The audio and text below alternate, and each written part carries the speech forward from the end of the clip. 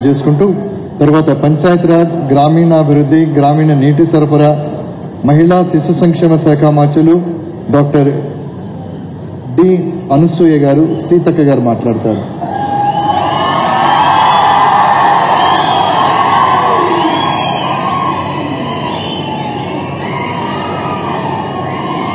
ఈరోజు కే సముద్రంలో మరి అత్యంత వైభవంగా